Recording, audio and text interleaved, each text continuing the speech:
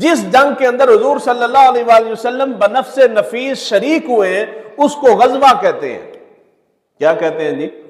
غزوہ.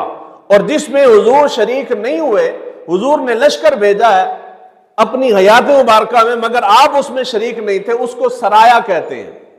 حضور صلی اللہ علیہ وآلہ وسلم کے زمانے مبارک میں جو جنگیں ہوئی ہیں، پیچھے ماحول کیا تھا، یعنی یہ نوبت کیوں آئی ہے مسلمانوں کے اوپر کہ آخر بالآخر ان کو تلوار اٹھانی پڑی ہے.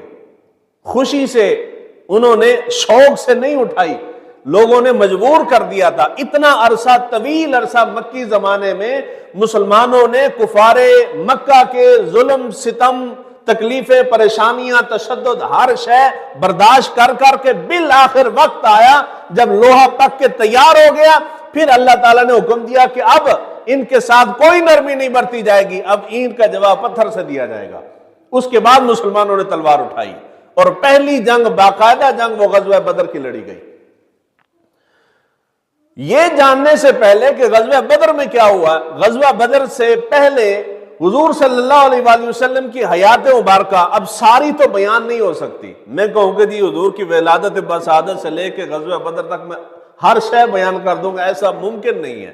تو بطور خلاصے کے طور پہ، یعنی یوں کہہ لیں کہ آپ کو اس میں سے اندر سے گزار کے لے جاتا ہوں.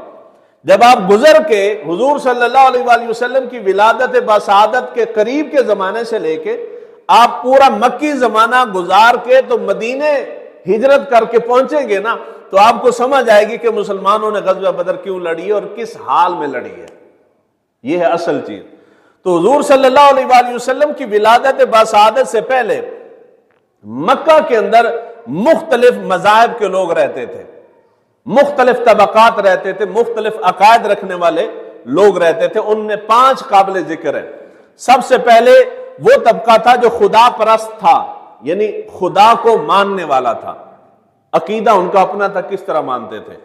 دوسرے نمبر پہ وہ طبقہ تھا جو کسی بھی مذہب کو نہیں مانتا تھا، ہر مذہب کا انکار کرنے والا تھا، یعنی ان کا کوئی دین، مذہب، خدا شدا کا کوئی تصور ان کے ہاں نہیں پایا جاتا تھا. تیسرے نمبر پہ صابی تھے، ان کا آگے میں تفصیل کے ساتھ ذکر کروں گا.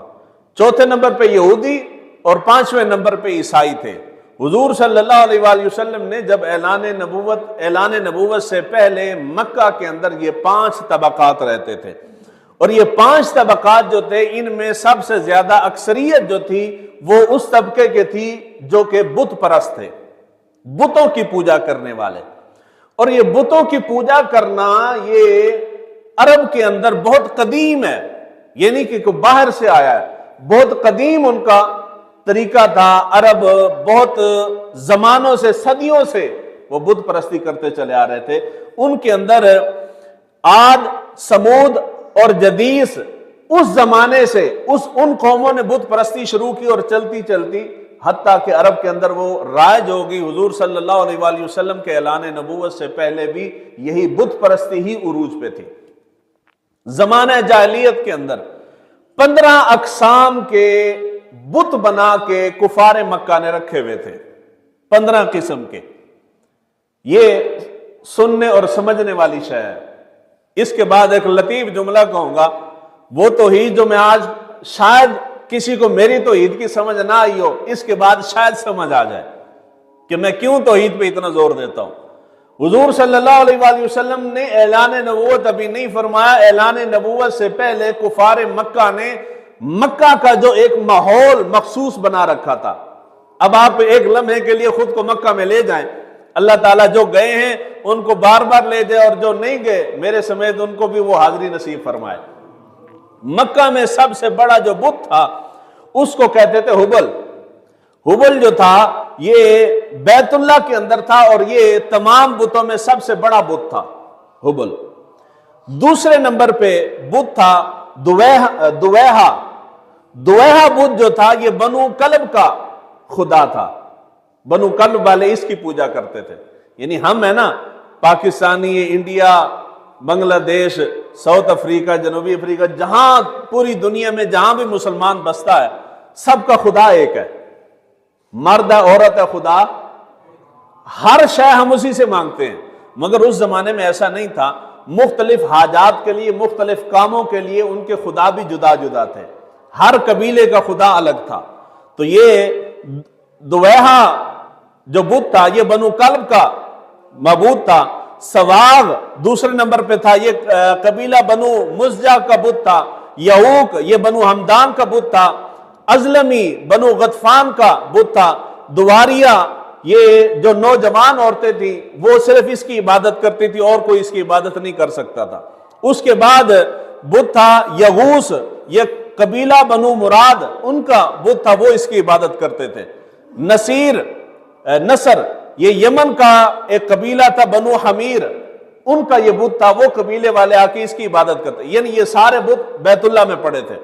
لات اور منات یہ دو بڑے بت تھے، اور تمام عرب جو ہے اس کے اوپر متفق تھے، اپنے اپنے خداؤں کی بھی عبادت کرتے تھے، مگر لات اور منات جو تھے ان دو بتوں کی تمام عرب خصوصی عبادت کرتے تھے، یعنی اس کے اوپر سب کا اتفاق تھا ان دو پہ۔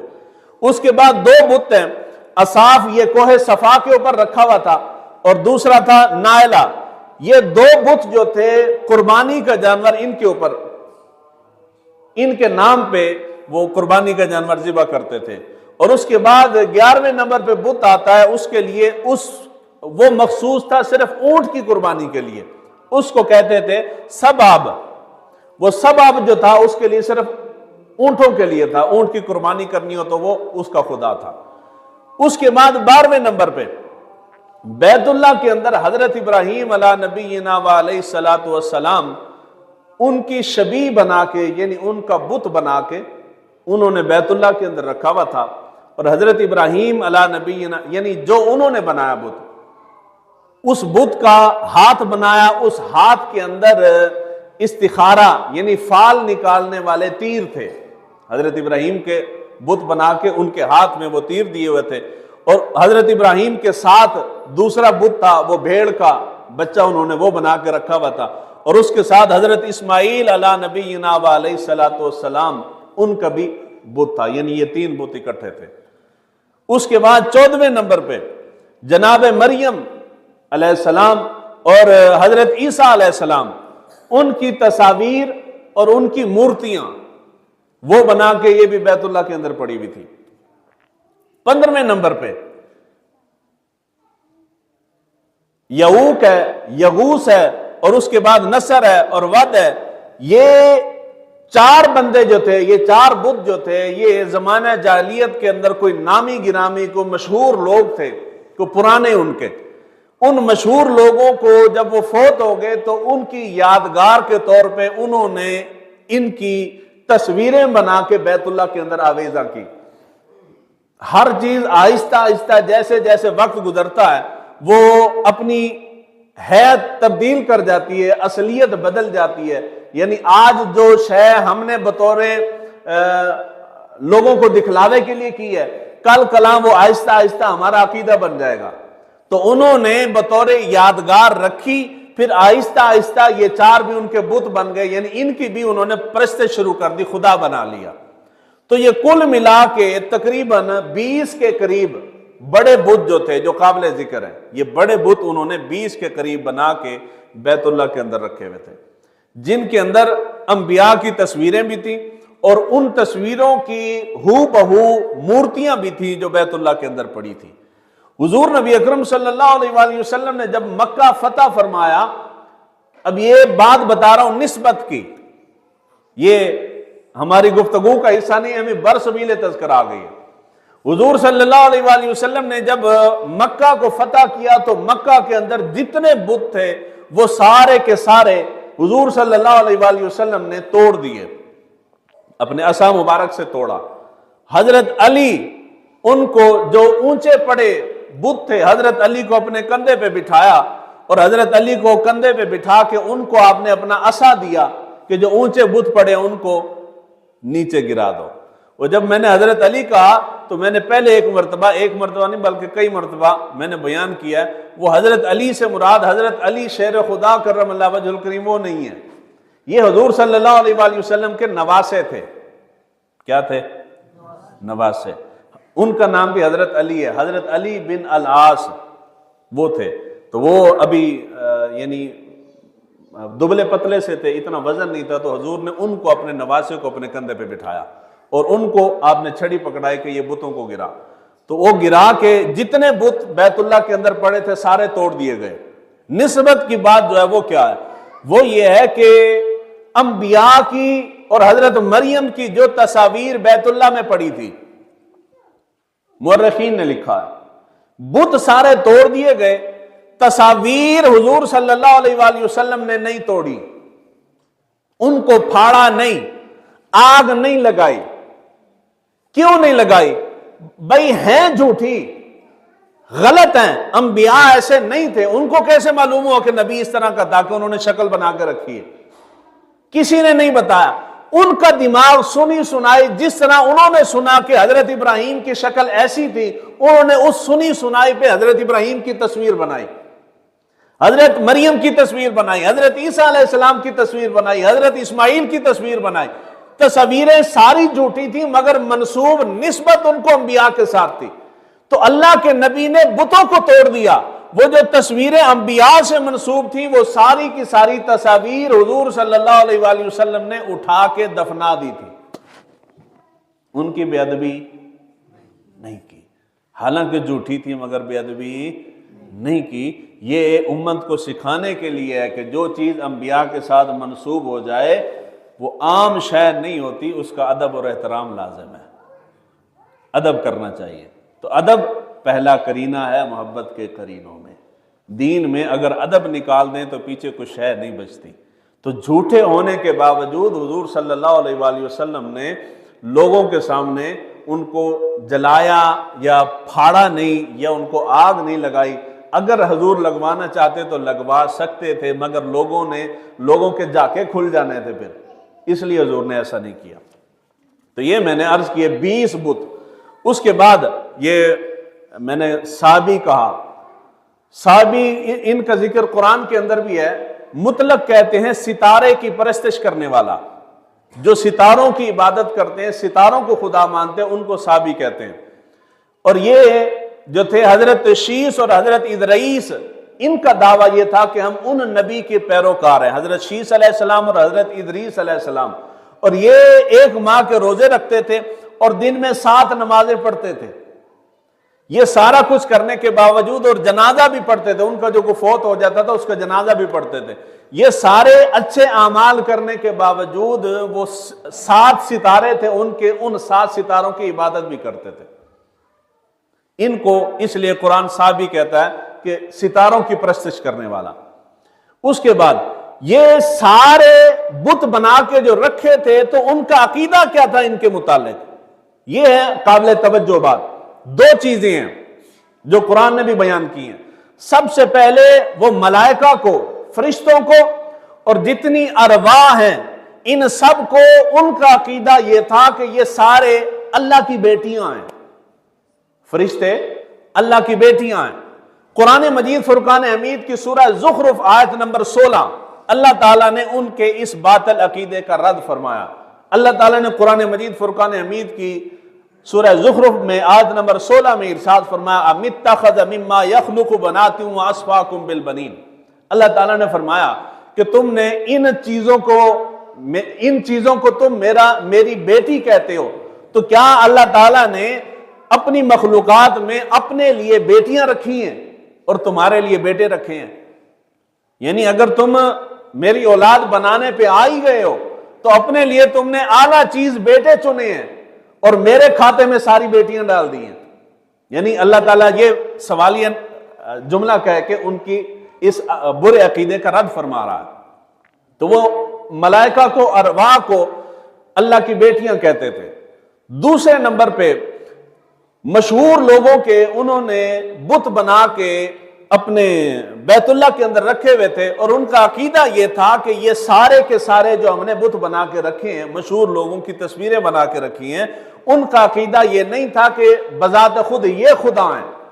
ان کا عقیدہ یہ تھا کہ یہ اللہ کے برگزیدہ ہیں، اللہ کے مقرب ہیں، اللہ کے قریب ہیں، یہاں پہ یہ ہماری سنتے ہیں، رب سے لے کے دیتے ہیں، اور جب ہم مر جائیں گے تو ہمارے جتنے گناہ ہوں گے رب کے پاس جا کے یہ بت ہمیں بخشوا جائیں گے، یہ بت ہمیں بخشوا جائیں گے۔ یہ عقیدہ نہیں تھا کہ بذات خود یہ ہمیں پیدا کرنے والے ہیں، عقیدہ یہ تھا کہ پیدا تو وہی کرتا ہے، مارتا بھی وہی ہے، لیکن یہ یہاں دنیا پہ اس سے لے کے ہمیں دے رہے ہیں، اور جب ہم مر جائیں گے تو ہم نے یہاں جتنے برے کام کیے ہیں وہ سارے کے سارے یہ ہماری اللہ کے حضور سفارش کریں گے اور ہمیں بخشوا کے لے جائیں گے۔ قرآن مجید فرقان حمید کے بہت سارے مقامات پہ اللہ تعالیٰ نے ان کے اس عقیدے کو بیان کر کے رد کیا۔ سورہ الاعراف آیت نمبر 194 اللہ تعالیٰ نے ارشاد فرمایا ان الذین تدعون من دون اللہ عباد امثالکم فادعوہم فلیستجیبوا لکم ان کنتم صادقین۔ اللہ تعالیٰ نے ارشاد فرمایا وہ جن جن کی تم پوجا کرتے ہو وہ بھی تمہاری طرح انسان ہیں، جس طرح تم انسان ہو وہ بھی تمہاری طرح انسان ہی ہے، ان کے اندر کوئی ایسی طاقت نہیں کہ وہ آ کے میرے جس کو میں پکڑوں وہ آ کے مجھ سے چھین کے لے جائیں، ایسی کوئی طاقت نہیں۔ دوسرے مقام پہ سورہ انبیاء آیت نمبر 99 اللہ تعالیٰ نے ارشاد فرمایا انکم وما تعبدون من دون اللہ حسب جہنم انتم لہا واردون۔ اللہ تعالیٰ نے ارشاد فرمایا کہ بے شک جن کی تم عبادت کرتے ہو وہ اور تم بھی سارے کے سارے جہنم کے گڑھے میں جاؤ گے۔ جن کی عبادت جن کو تم نے سمجھ رکھا ہے کہ یہ میرے پاس آ کے تمہاری سفارش کریں گے وہ خود جہنم میں جائیں گے، تمہاری سفارش کہاں سے کریں گے؟ تو اللہ کسی کا پابند نہیں ہے، اللہ کسی کے آگے مجبور نہیں۔ وہ جو ہم کہتے ہیں نا کہ ایک شعر بنا ہوا ہے کہ خدا پکڑے تو چھڑائے محمد اور محمد کے پکڑے چھڑائے کون، اس طرح کا ایک شعر ہے نا جی۔ اور اللہ کے بندوں ایسا نہیں ہے، خدا کا پکڑا کوئی نہیں چھڑوا سکتا، کسی بندے میں یارہ نہیں ہے، جتنا بھی اللہ کا نیک بندہ ہو جس کو رب نے پکڑا ہے کائنات کا کوئی بندہ نہیں چھڑوا سکتا۔ اگر ایسی ہمت طاقت ہوتی تو شفاعت کے باب میں جو حدیث مبارکہ ہے کہ قیامت کے دن جب ساری انسانیت میدان محشر میں جمع ہوگی، نفسا نفسی کا عالم ہوگا، لوگ دوڑ رہے ہوں گے کبھی کسی نبی کے پاس کبھی کسی نبی کے پاس، کم سے کم اتنی جا کے بعد میدان محشر میں سمجھ تو آئی نا کہ نبی سے نیچے کسی سے مانگنا نہیں ہے۔ اگر یہاں عقیدہ رکھا نا جی فلانے کو بھی منگنا ہے تو فلانے کو بھی منگنا ہے تو میدان محشر تے قوم صرف نسی نبیوں دے پیچھے، ایسا ہی ہے نا جی۔ اس شفاعت والی حدیث مبارکہ میں ہے لوگ ساری انسانیت سارے انسان جمع ہو کے حضرت آدم کے پاس جائیں گے، آپ ابو البشر ہیں، ابو الانبیاء ہیں، آپ آج اللہ کے حضور ہماری سفارش کریں۔ تو جناب آدم سے نیچے جن کو ہم نے بنا رکھا ہے کہ جی یہ ہماری سفارش کر لیں گے جا کے، ان کے پاس قوم کیوں نہیں گئی؟ جی فلاں بخشوا جائے گا، ان کے پاس کیوں نہیں؟ جتنے بھی نام ہیں آپ کو زیادہ بہتر پتا، میں نام نہیں لیتا، میں نام لوں تو آندے نے جو وہابی نے جی یعنی توحید بیان کرنا وہابیوں کا کام ہے، اور سنی جو ہے وہ عقیدہ توحید کے بغیر ہی سنی ہو جاتا ہے۔ یہ کوئی عجیب عجیب سنی نکلا ہے، سنی ہو وہابی ہو دیوبندی ہو شیعہ ہو جو بھی ہو، پہلی سیڑھی عقیدہ توحید ہے، باقی ساری باتیں بعد میں ہیں۔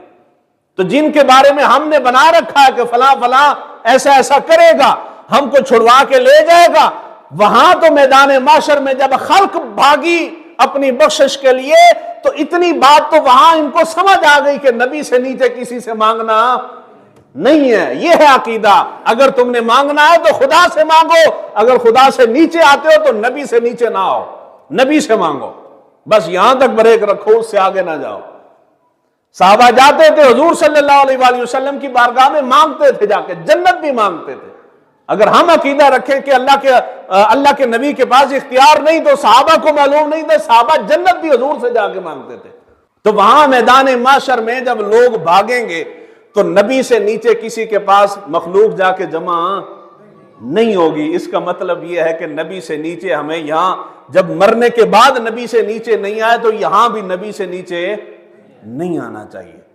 اس کے بعد اللہ تعالیٰ نے جو فرمایا نا کہ جن جن کو تم مانتے تھے وہ سارے کے سارے جہنم میں، اس کا مطلب یہ ہے کہ اللہ کے سوا، خدا کے سوا کسی کے بارے میں خدا والا عقیدہ نہیں رکھنا چاہیے، چاہے وہ انسان ہو، چاہے وہ درخت ہو، چاہے وہ قبر ہو، چاہے کائنات کی کوئی بھی شے ہو، کوئی بھی شے اللہ کے برابر نہیں ہو سکتی۔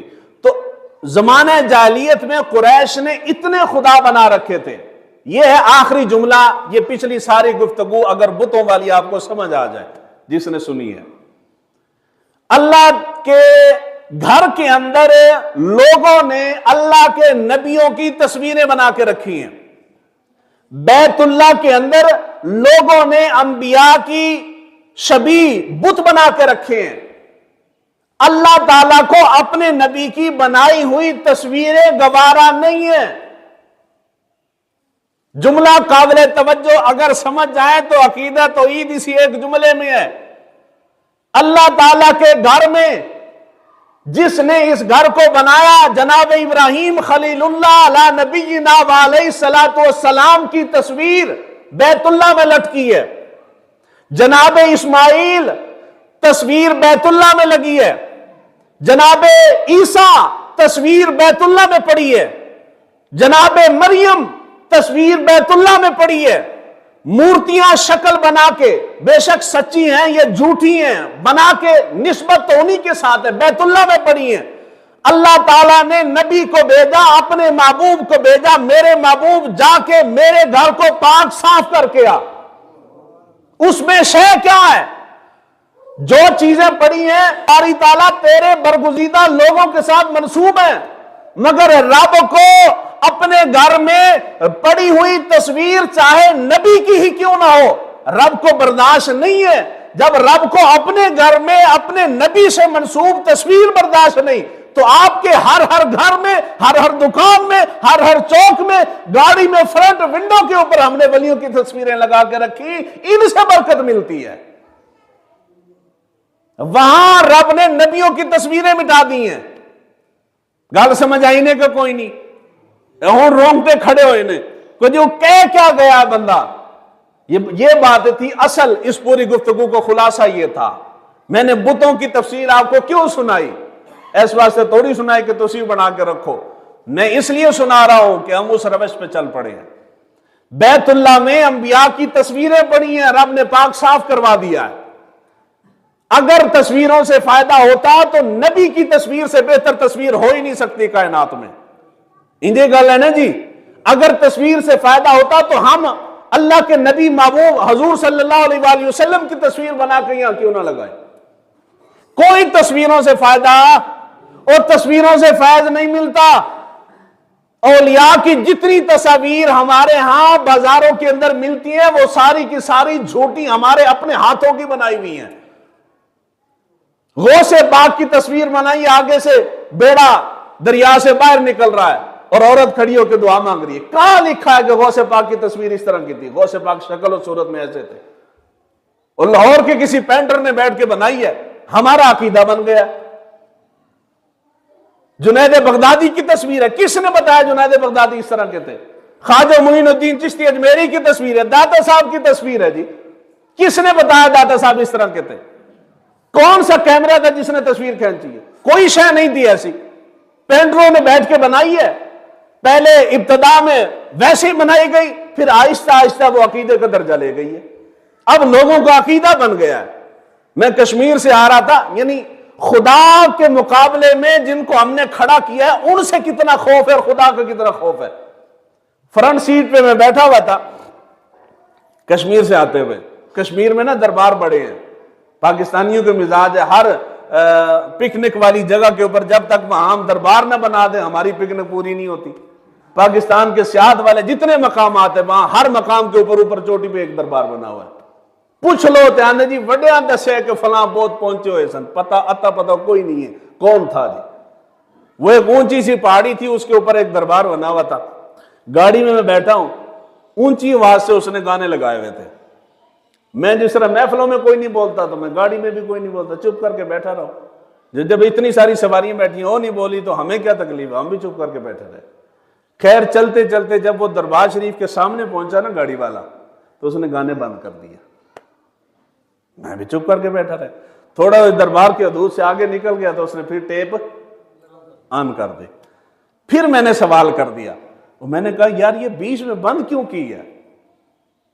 اب دیکھیں عقیدہ کس گہرائی میں, آگ کے گڑھے میں گر گیا ہے.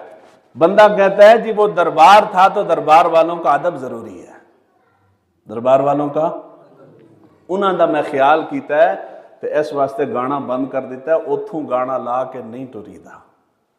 میں نے کہا کہ وہ اللہ کے ولی ہیں, اللہ کے ولی کا اتنا خوف ہے تمہیں کہ وہاں سے گزرتے ہوئے کہ ولی سن نہ لے کہ میری گاڑی میں گانا لگا ہوا ہے, تو نے گانا بند کر دیا. اور تجھے اتنا خیال نہیں ہے کہ جس رب نے تجھے بنایا وہ تو ہمہ وقت سن رہا ہے.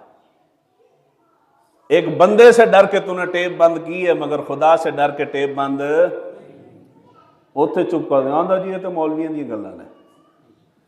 ولایت کوئی اور شے ہے اور رب کا نام لیں تو یہ مولوی کی بات ہے. یعنی بندے کو خدا نے نہیں بنایا, کوئی اور مخلوق آ کے تیار کر کے دے گئی ہے. جو عقیدے آپ کو رب کے بارے میں رکھنے چاہیے تھے وہ سارے کے سارے عقیدے ہمارے غیر خدا کی طرف چلے گئے ہیں. تو عقیدے کی اصلاح ضروری ہے. مشرکین مکہ نے یہ سارے بت بنا کے وہ سارے عقائد و نظریات جو اس زمانے میں ہم نے مختلف لوگوں کی طرف منسوب کر رکھے ہیں, وہ سارے کے سارے عقیدے انہوں نے ان بتوں کی طرف منسوب کر رکھے تھے. اولیاء کی تصاویر, انبیاء کی تصاویر اور ان کی مورتیاں بنا کے ان کی طرف منسوب کر رکھے تھے. اللہ تعالیٰ نے اپنے نبیوں کی تصاویر بھی مٹا دی, وہ بھی گوارا نہیں ہے. ان کی مورتیاں بھی مٹوا دی کہ وہ بھی گوارا نہیں. آپ کس شے پہ ولیوں کو اللہ کی طرف منسوب کر کے ان کی تصاویر بنا کے ان کی مورتیاں بنا کے ان کے آثار رکھ کے آپ ان سے فیض لے رہے ہیں. لاہور سے آپ آگے جائیں نا, یہ بھائی پھیرو ہے, میں نے اپنی آنکھوں سے دیکھا ہے. بھائی پھیرو میں بہت بڑا لگ بھگ 10 مرلے کے اوپر یا کنال کے اوپر دربار بنا ہوا ہے. سندھ کے کوئی بزرگ تھے وہاں, جو چودھری صاحب تھے, ذمہ دار آدمی تھا, بہت زمین تھی مین روڈ کے اوپر. وہ پیر صاحب کا مرید تھا, خاص تھا, کو خاص الخاص تھا. پیر صاحب فوت ہو گئے تو اس نے ضد لگائی کہ یہاں سندھ میں دفن نہیں کرنا, میرے پاس لے کے چلو. وارث کو تگڑے تھے, انہوں نے میت لے جانے نہیں دی. تو انہوں نے کہا کہ چلو ٹھیک ہے, پیر صاحب کا جسد مبارک تو مجھے نہیں دیتے, تو ان کے استعمال شدہ چیزیں میں دے دو. انہیں سوٹی پکڑی, کو پیر صاحب دا کرتا پکڑیا, کو جتی پکڑی, کو اس طرح دی چیزیں پکڑ کے انہیں آ کے اتنے دفنائیاں, تو اتنے قبر بنا دی تھی. قبر بنا کے عالی شان مزار بھی بنا دیتا. لوگ بیٹھے نے, انہوں نے فیض مل رہا ہوتا. تو جو کافر کیا کرتے تھے وہ بھی تو یہی کچھ, یہ جو پیچھے بیان کر رہا ہوں یہی کچھ تو کر کے گئے. کون سا فیض ہے جو آپ قبروں سے جا کے لیتے ہیں اور آپ کا رب نہیں دیتا آپ کو؟ دعوے سے کہہ رہا ہوں, بڑی سے بڑی مشکل پریشانی ہے. ایک دن صدق کے دل سے یہاں آؤ, رب کے حضور وضو کر کے اکیلے تنہائی میں رب کے حضور سجدہ ریز ہو جاؤ, رب سے مانگو. دیکھو رب سے بڑی طاقت دینے والی ہے ہی کوئی نہیں, رب دے گا آپ کو. رب کے دربار سے خالی بندہ, حضور صلی اللہ علیہ وآلہ وسلم کو اللہ تعالیٰ نے یہ جو جود و سخا عطا فرمایا نا, یہ وہی جھلک نظر آتی ہے. رب سے تم جو مانگو وہ دے دیتا ہے, اور یہی خصلت حضور کے اندر تھی. حضور کے دربار میں آ کے بندہ جو شے مانگتا اللہ کے نبی دے دیتے تھے. بندے نے سنا کہ وہ مسلمانوں کا نبی ہے, اس سے جو شے مانگو دے دیتا, انکار نہیں کرتا. وہ ابھی کلمہ نہیں پڑھا تھا تو آزمانے کے لیے آیا حضور کے پاس. پوری وادی کے اندر کھڑے تھا, ریوڑ کھڑا تھا بکریوں کا. بندہ آیا اللہ کے نبی کے پاس, یا رسول اللہ ہے مسلمانوں کے نبی, یہ ساری بکریاں مجھے دے دیں. حضور نے نہیں پوچھا وہ کتوں آیا ہے, کون ہے, مستحق بھی ہے کہ نہیں ہے. اس نے کہا کہ یہ سارا ریوڑ میں نہ لے جاؤں. حضور نے فرمایا سارا لے جا. جب حضور نے کہا سارا لے جا تو اس کو یقین نہیں آیا, اور اتنا بھی کوئی سخی ہوتا ہے.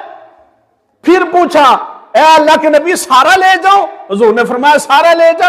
تیسری بار پھر واقعی سارا لے جاؤ. حضور نے کہا میری بات پہ یقین کوئی نہیں ہے, میں کہہ رہا ہوں لے جا تو لے جا.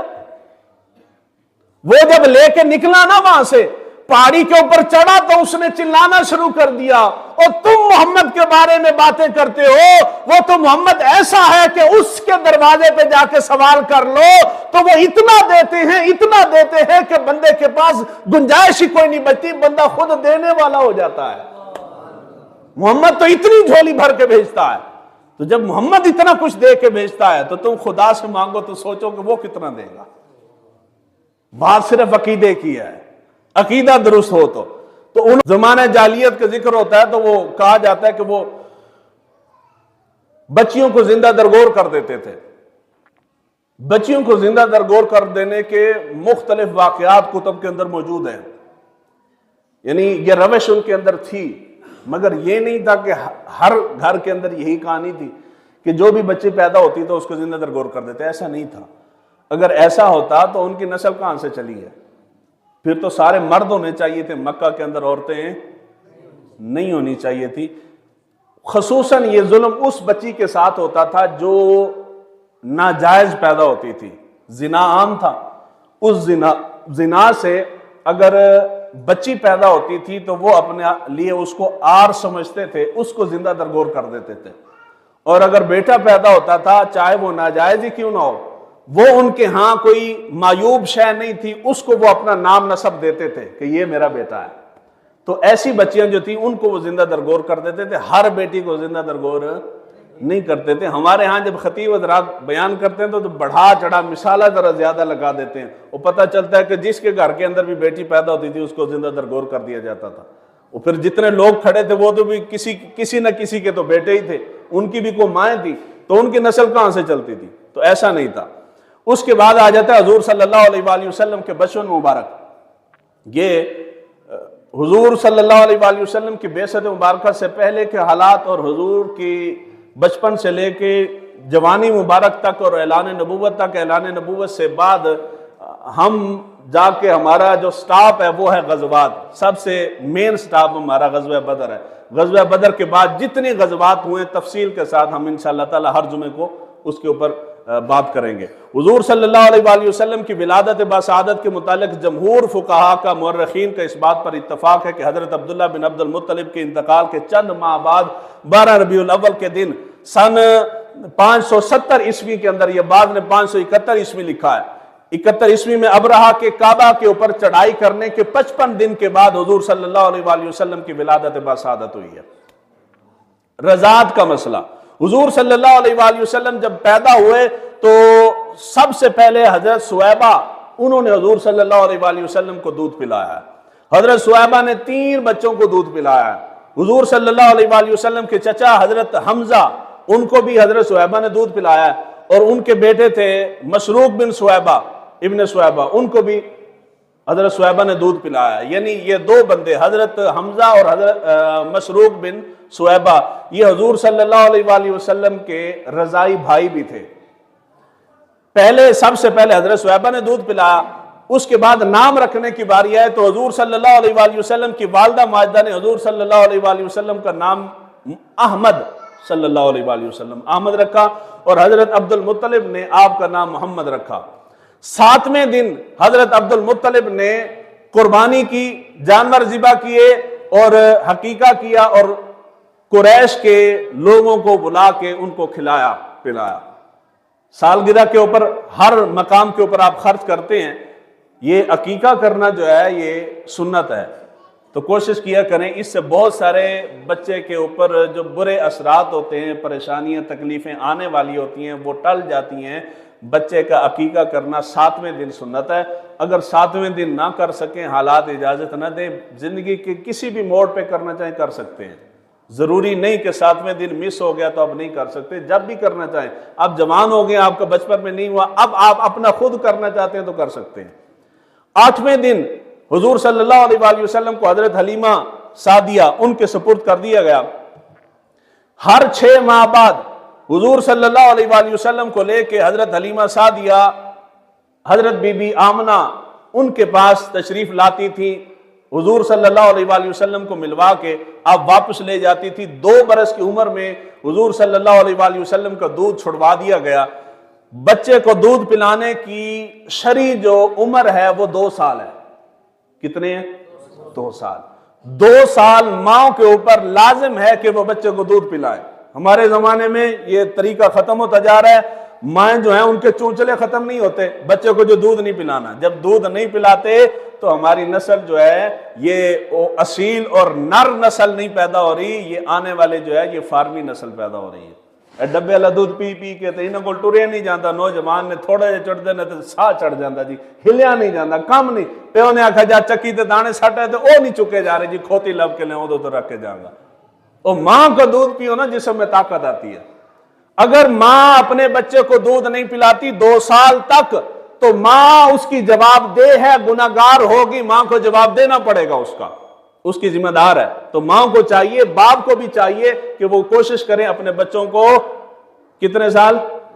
2 سال تک دودھ لازمی پلائیں۔ جب حضور صلی اللہ علیہ وآلہ وسلم کی عمر مبارک 4 برس ہوئی تو حضرت حلیمہ سعدیہ نے حضور صلی اللہ علیہ وآلہ وسلم کو واپس آپ کی والدہ کو سپرد کر دیا، یعنی 4 سال تک آپ حضور صلی اللہ علیہ وآلہ وسلم حضرت حلیمہ سعدیہ کے پاس رہے ہیں۔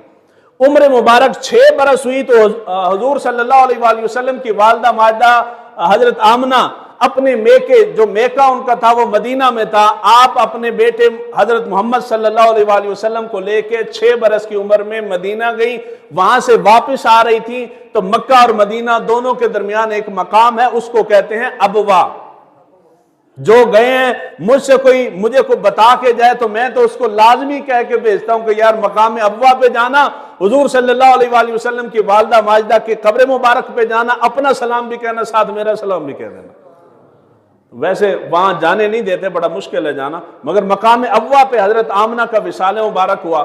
اس وقت حضور صلی اللہ علیہ وآلہ وسلم کی عمر مبارک 6 سال تھی۔ 8 برس کی عمر میں حضور کے دادا عبد المطلب کا انتقال ہوا۔ 25 برس میں حضور صلی اللہ علیہ وآلہ وسلم نے شادی کی۔